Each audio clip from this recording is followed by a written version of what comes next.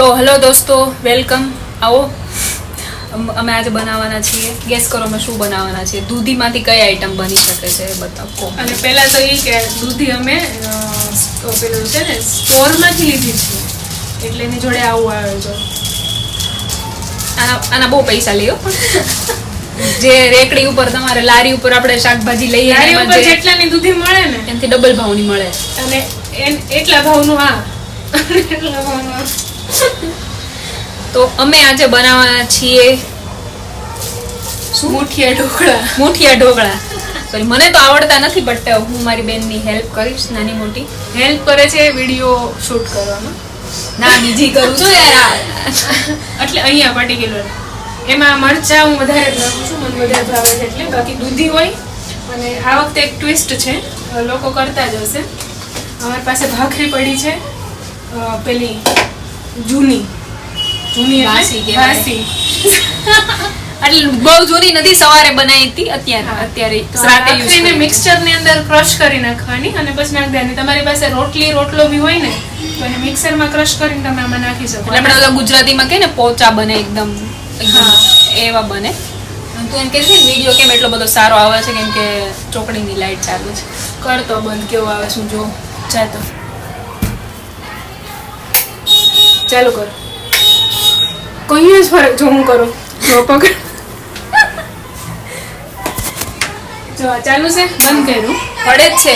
ચાલુ કરું. હા, કેટલો અહીંયા ગળું આખું કાળું હોય ને ધોળું થઈ જાય છે. અચ્છા ઠીક છે, ચાલ ચાલુ રાખીએ. ભલે બિલ આવતું. હવે છે ને ભાખરીના કટકા કરીને મિક્સરમાં નાખી તો બીજું હું જ ભરું છું એટલે વાંધો નહીં. ભલે ભાખરીના કટકા કરીને અંદર નાખી દેવાનું. અમારું મિક્સર રેડી છે અહીંયા. તો કરીએ થોડું બીજું લઈએ. દૂધીની છે ને છાલ કાઢવી પડે, અને એના માટે આ છે ને થોડું ખરાબ થઈ ગયું. નકર આમ ઘસી નાખે ને નથી જવાનું.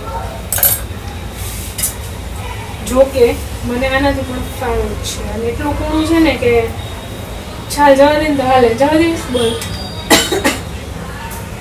હા, તો છાલ હોતું કર નાખ. તો છાલમાં વિટામિન હોય. આપણે નહીં કહેતા છાલમાં બહુ વિટામિન. થોડી કાઢ્યું એટલે જે ખરાબ હોય એ કાઢ, બાકી ફ્રેશ અને એકદમ કૂણી છે. હા, પણ સ્ટોરમાંથી લેવાનો ફાયદો બી એ છે ને. હા, એકદમ ફ્રેશ અને સારો બનાવે છે. વાવ, કંઈ નહીં. હવે છે ને ગ્રેટર અમારી પાસે આવું જ છે, એનાથી જ આપણે કરવાનું છે. દૂધી ખમણમાં આનાથી મોટું આવે, જોવાની નીચે જવાનું છે. બધાને ખબર જ તો એનાથી પ્રોસેસ ચાલે છે. કાંઈ નહીં, ચાલો ખમણી લો એ, હા. પછી બીજું કરીએ. તો ફાઇનલી ગાઈઝ હવે થઈ ગયું છે, દૂધી ખમણાઈ ગઈ છે. અને આ જે ભાખરી બતાવી હતી ને એ મિક્સરમાં દળી અને એ નાખી દીધી છે. અને અહીંયા આદુ મરચી મને છે ને ચટણી નાખે ને એનો ટેસ્ટ બહુ ગમે નહીં, એટલે હું છે ને મરચી વધારે નાખી અને ચટણી ઓછી નાખવાની. પણ તમે તમારા ટેસ્ટ પ્રમાણે કરી શકો. અને મરચી કરતાં ચટણીનો ટેસ્ટ ઓછો આવે, એટલે મરચી હોય તો વધારે બેટર. અને સ્પેશિયલ ઇન્ગ્રેડિયન્ટ બી છે બીજા, જેમ કે આમાં મોણ નાખવાનું હોય, એટલે કે તેલ એડ કરવાનું હોય એનો જે લોટ બાંધીને એમાં. અને બીજું એક એ છે કે તમે એમાં પેલું શું કહેવાય ને, ઈનો. હા, ઈનો બી એડ કરી શકો. એટલે આપણે કેવા જે આપણે ઢોકળા બનાવીએ ઘરે એ કેવા એકદમ ફૂલે અને પોચા બને. એને કંઈક કહેવાય બેકિંગ સોડા. બેકિંગ સોડા હા, બેકિંગ સોડા બી નાખી શકો છો. પાવડર કહેવાય કે શું? હા, બેકિંગ સોડા, મીઠો પાવડર સેમ જ કહેવાય. એ નાખવાનો એટલે એકદમ સોફ્ટ બને કે હા, મતલબ. તો આપણે અત્યારે એટલું ડો તૈયાર થઈ ગયો છે. હવે આમાં બધું હજી એ મસાલાને એવું એડ કરવાનું છે, એ હું તમને આગલા વિડીયોમાં જોઈએ. જો આ લસણ ફોલ્યું છે, પણ આમાં નથી નાખવાનું. અમે લસણની ચટણી એને દહીંમાં નાખીને ખાવાના છીએ, આની જોડે ડીપ બનાવવાના છીએ. અને જો મેં એટલા બધા મરચાં ને આદુ ને એવું કાપ્યું છે, તો આ બધું આની અંદર જશે. આ બધું જઈ પછી છે ને આની અંદર જશે ચણાનો લોટ. આ બધું હું સ્ટોરમાંથી લઈ આવી છું સ્પેશિયલી આના માટે. તો ચણાનો લોટ આમાં જશે. તમે તમારા ટેસ્ટ પ્રમાણે નાખી શકો. હું ઓછો નાખું છું, કારણ કે આપણે ભાખરી વધારે નાખી છે, દૂધી વધારે છે, એટલે ચણાનો લોટ માપ જ સારો લાગશે. અને પછી છે બાજરાનો લોટ. જો રોટલો હોય ને તો રોટલોને ક્રશ કરીને નાખી શકો, બાકી બાજરાનો લોટ ડાયરેક્ટ નાખવાનો. આટલો નાખીએ છીએ, પણ જોઈએ કેવું છે. આ બધું મિક્સ કરી લેવાનું અને પાણી નહીં નાખવાનું, દૂધીમાંથી એટલું પાણી નીકળશે જ. પ્લસ મીઠું નાખવાનું ટેસ્ટ પ્રમાણે, અને પછી જે ખાવાનો સોડા હોય ને એ અહીંયા નાખી અને એની ઉપર લીંબુ નીચોવી દેવાનું. તો ખાવાનો સોડા અમારે આ સાજીના ફૂલ છે, બેકિંગ સોડા એ મેં સ્ટોરમાંથી જ લીધું છે. અને જો એને છે ને અમે બહુ અખતરા કરતા નથી આમાં, એટલે આપણે જ નાખીએ છીએ એટલો. એટલે જો આવી રીતે ફૂલશે.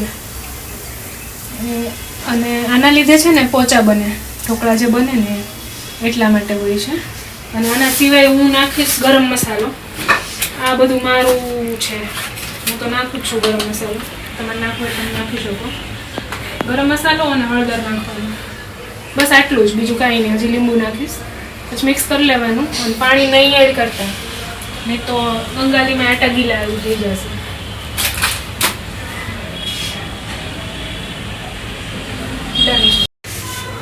આ જો બધા મસાલા બધું જ આવી ગયું છે. હવે ખાલી આને સિમ્પલી મિક્સ કરવાનું.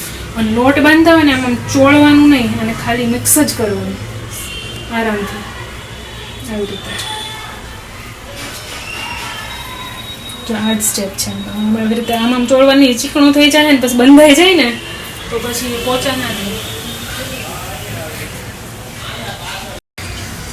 લોટ તૈયાર થઈ ગયો છે. આમ છે કાંઈ નહીં, લોટ તૈયાર થઈ ગયો છે. પાણી તપેલી મૂકી છે ને એની ઉપર આ જુગાડ કર્યો છે અમારે. એની અંદર પાણી છે, અંદર પાણી છે એટલે એની વરાળ આવશે. અને આની ઉપર મેં ઓઇલ લગાવી દીધું છે એટલે આ ચોટે નહીં. પછી જો આવી રીતે મુઠિયા બનાવવાના.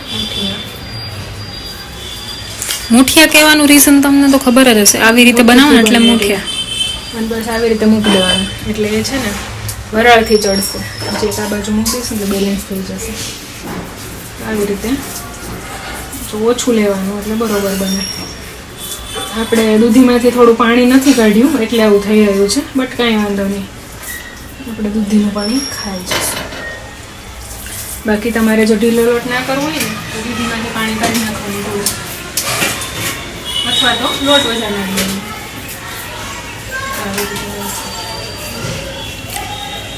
ઓકે ઓકે, તો આ થઈ ગયું છે. આપણે જોઈએ. અને લસણની ચટણી બનાવી છે, આમાં દહીં નાખીને ખાવાનું છે, આમાં નમક બી નાખ્યું છે મેં. અને જોઈએ હવે રિવીલ. જો ફૂલીને મસ્ત બની ગયા છે. હવે આને આપણે કાઢી અને આ બંધ કરી દઉં છું. કૂક થઈ ગયા હોય એવું જ લાગે છે. થોડું ટ્રાય કરું ચમચીથી. થોડા સોફ્ટ બન્યા છે પણ ચાલશે. ટેસ્ટી છે. ડન. આવી રીતે કરી લઈ લેવાનું. મસ્ત પાકી ગયા છે.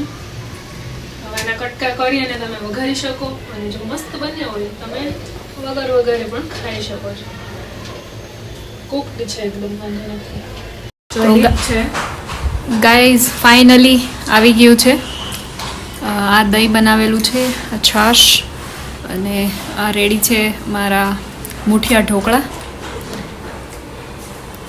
તો જો તમને વિડીયો ગમ્યો હોય તો લાઈક, શેર અને સબસ્ક્રાઈબ કરજો. Thank you so much for watching.